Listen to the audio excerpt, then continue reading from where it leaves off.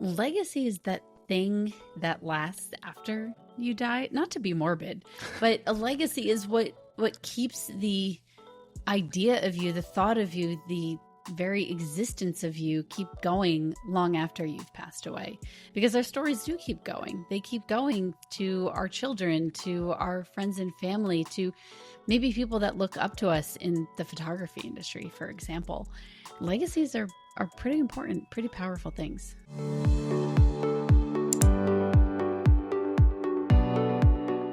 My perspective photographing weddings changes almost every year. And photographing weddings in the lens of legacy changes who I photograph and how I photograph it. So I look at it a couple different ways. I look at, again, might sound morbid, but I look at a lot of the older people that are in the room.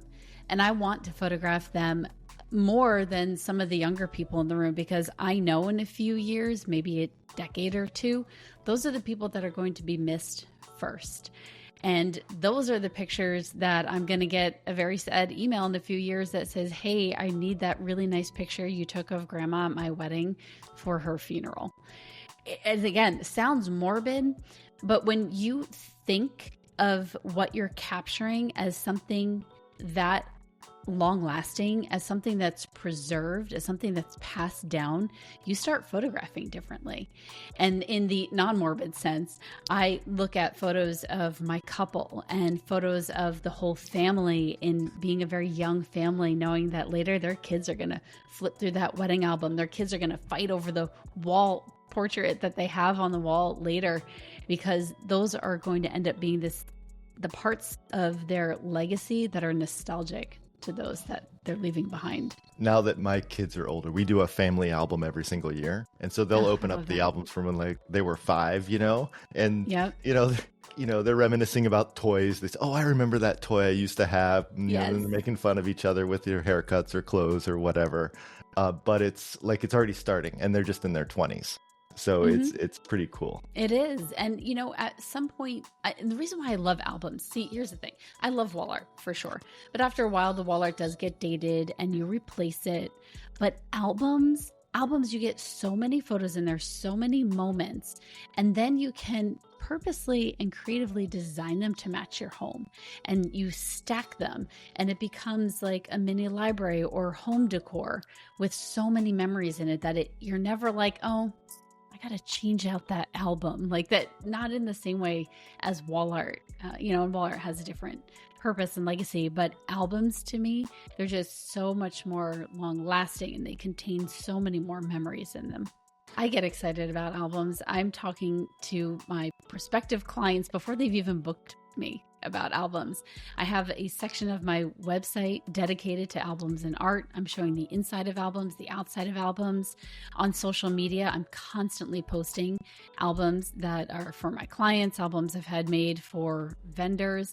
My goal is to make my clients understand the value of the album just as much as they're understanding the value of the photography. It's so important. And it's so easy to talk about. It's so easy to talk about because albums are just beautiful. Like everybody loves holding them. They're just incredible pieces of art. Okay, so this I think is one of the big barriers for photographers just starting to offer albums is so many choices, like horizontal, square, 8 million material covers, metal covers, wood covers, cutouts. Okay, so if you were going to make it super simple, if someone's never offered albums before and they want to start with just one thing and a few options, what do you start with? Can I tell you what I did? Because I remember very specifically when I first started getting into albums and how overwhelming it was looking at all the options, because they are endless and then they keep evolving. Go to a trade show. Go to WPBI, Shutterfest, Imaging USA. Pick a trade show, and preferably a bigger one, and make it your goal to just walk around that trade show and look at every single album there is, because you really need to hold them, touch them, see them, and you're going to gravitate towards albums that you think are beautiful. And then the ones that you think are beautiful, that's what you offer your clients. And there's going to be a lot that I think are beautiful, but that's okay. Ideally, you walk your clients through a straight line decision-making process. So the way that I do that, I help my clients make decisions and the way I help make my decisions. Do you want a photo on the cover? Yes or no? Okay. You want a photo on the cover? Great. Do you want it to cover the entire cover, like an acrylic or metal? Or do you want it just to be like a small cutout? Okay, small cutout. Great. What kind of fabric do you like?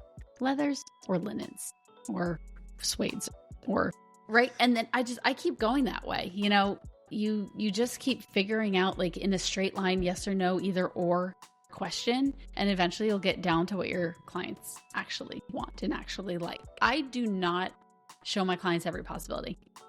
It's not going to help anyone. I tend to look at their wedding and I decide, you know what, this wedding was a little bit more trendy.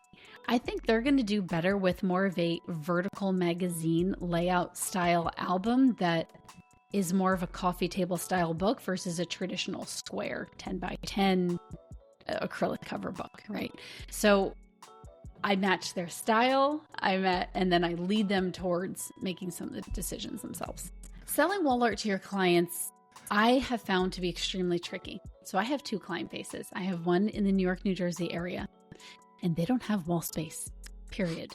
There is no wall space. Any wall space is covered up by organizational systems like shelves or closets or, you know, bookcases. There's literally no wall art. But then my other set of clients, a lot of them are from Texas and they love wall art and they've got nothing but walls. It's all they have is walls and you need to decorate them. So your first goal is to find out what do your clients have? Do they have walls or do they have tables? And from there, that's what I start selling, one or the other. Now, again, you're the creative, right? You understand that when you look at a wedding that you have photographed and it's in a really chic place, you're probably not going to sell them a barnwood frame with photos printed on burlap, right? Those images are going to look better in probably their modern decorated home in a metal or an acrylic. But if you have the opposite of that, then you know that their barn wedding in their rustic, chic Martha Stewart house is not going to look good throwing an acrylic on there. It's going to look better on canvas.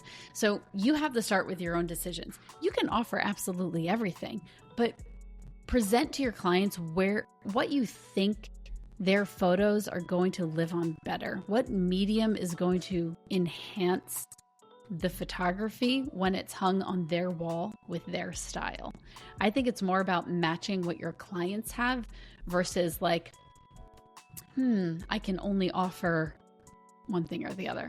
Offer it all, just don't show it all. Show them exactly what will fit them best. One of the things that we've been concentrating a lot, Fundy Designer, is the slideshow module, because the slideshow, I believe slideshows are the moneymaker, right? You set photos and designs to music and it's cha-ching. So what's your favorite song for slideshows? Here's the thing. It doesn't actually matter what song it is. It just has to be there. I'm not gonna lie. I choose wedding song 1 like every single time, and it's fine. It's also 6 minutes long, which is really important because I design albums at like 240 pages plus. So it needs to be like 6 minutes long. My process for presenting an album to my clients is they've already seen the photos first. I've been doing this for engagement as well as wedding. When I meet with them, when I sit down with them, I am not there to look through every 1,000 photos I took. No, thank you. I want to do something else with my time. Plus, that's a special time for my couple, for my client, for them to get that first look. When I meet with them, I want it to be a creative collaboration. So when I meet with my clients, I'm going to show them just the interior of their album and talk about the exterior of their album. The first thing I do is I send them a slideshow, and I sit there and I just go through Zoom and I play that slideshow. And my favorite thing to do is take my phone and I video them reacting to the slideshow, and then I post it on social media, and they're all like crying and smiling or pointing at things, and that just little blip of when they're watching the slideshow being presented with what really is the final story of their wedding album for the first time. Just watching that reaction, recording it, sharing it. Oh, it's so powerful. I love starting my creative sessions that way. That's awesome. I've also heard that Wedding Song 2 is a good money maker. So we'll have to do a head-to-head. We'll have to do a head-to-head Wedding Song 1 versus Wedding Song 2 and see which one makes more money. Yeah, you don't need to overthink it. Just pick one. No. Go. Right. One of the things I also want to talk about is Rise. Could you explain what Rise is and how it's going to work and how it's going to be different than a lot of events in the industry? Because I know that you guys have put a lot of thought into how much value it can create. Rise is my favorite workshop I teach all year, by far, because it's the one that's going to change lives. It's the one that's going to switch financial legacies as well as personal legacies. I enjoy Rise because it is a hands-on workshop. We are not preaching at you for 3 days straight. It is, I'm teaching you this thing, teaching you why I do it, how I do it. Now you're going to do it, and I'm going to look at how you do it and critique the way you're doing it so that by the time you leave, you have a plan, not just in your head and on paper, you have a plan in place for the risk, rather, of sounding like a used car salesman. You have a plan in place to double your income while working less. It's crazy to me that people are not selling products. I think it is a personal responsibility as a photographer to offer tangible products. And I think it's a personal responsibility to run a business correctly and make the most out of every client that you have. Rise is where we teach exactly that. It's not just in-person sales teaching. It's teaching you how to create a full-service photography studio from a brand that is elevated and attracts those kinds of clients to teaching you to sell tangible products in a way where you don't feel like a sleazy salesperson, because none of us are photographers because we're sleazy salespeople. We're photographers because we actually genuinely care and we want to tell stories and we want to capture moments.